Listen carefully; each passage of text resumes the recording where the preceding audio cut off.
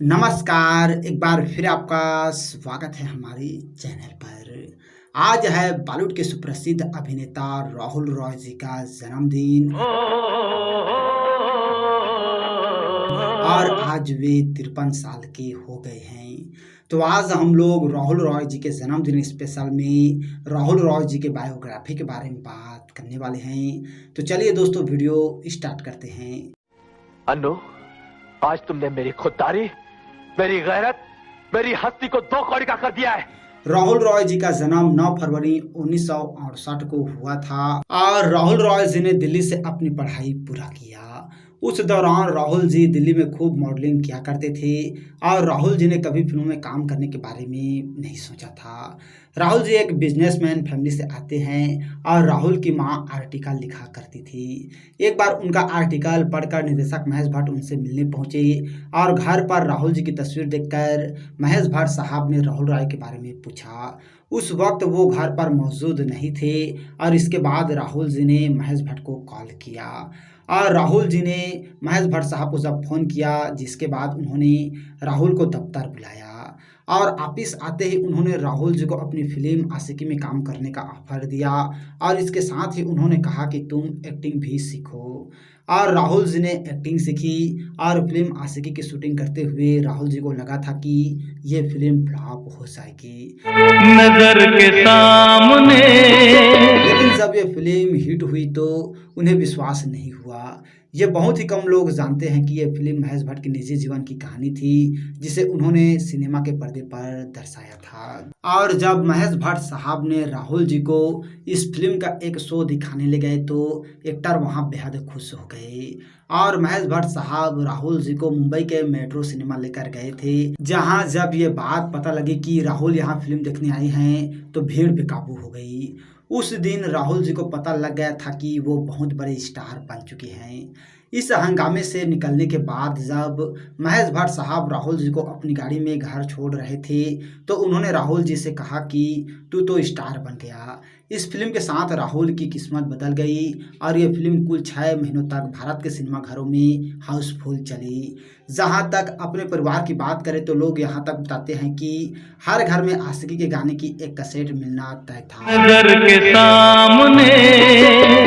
और लोगों ने इस फिल्म के गानों को खूब प्यार दिया, जहां हर कोई इस फिल्म के गानों को करीब से जानता है और गुनगुनाता भी है।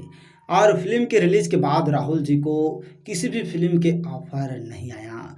फिल्म सुपरहिट थी, 6 महीने हो गए, फिल्म सिनेमा घर में चली थी, लेकिन काम कोई नहीं आ रहा था। राहुल जी परेशान हो गए और वो महेश भट्ट से मिलने पहुंचे। उन्होंने बताया कि मेरे पास कोई काम नहीं है, क्या करूं। इस तरह 8 महीने गुजर गए और राहुल जी खाली बैठे रहे, लेकिन अचानक उनके पास 60 फिल्मों के एक साथ ऑफर आ गए। राहुल जी ने उनमें से महज 11 दिनों में 47 फिल्में साइन की और वो एक दिन में 3-3 फिल्मों की शूटिंग करते थे। बाद में उन्हें लगा कि उन्होंने कुछ ज़्यादा ही फिल्में साइन कर दी है और दोस्तों, जिस वजह से उन्होंने 21 प्रोड्यूसरों के पैसे तक वापस कर दिए, जिसके बाद उन्होंने एक के बाद एक फिल्मों में काम किया। फिल्मों का रिलीज होने का सिलसिला शुरू हो गया और राहुल जी ने सपने साजन के गुमराह और कई अन्य बड़ी फिल्मों में काम किया था। उन्होंने उस दौरान 25 फिल्म की, लेकिन कोई भी बॉक्स ऑफिस पर नहीं चली। राहुल रॉय जी की लव लाइफ के बारे में बात करें तो दोस्तों, राहुल रॉय जी की लव लाइफ भी हमेशा विवादित रही। सबसे पहले उनका अफेयर महेश भट्ट की बेटी पूजा भट्ट के साथ हुआ, लेकिन दोनों ने कभी अपने रिश्ते को नहीं स्वीकारा। और राहुल रॉय जी की फ्लॉप फिल्मों के बीच उनकी ज़िंदगी में मनीषा कोइराला की एंट्री हुई।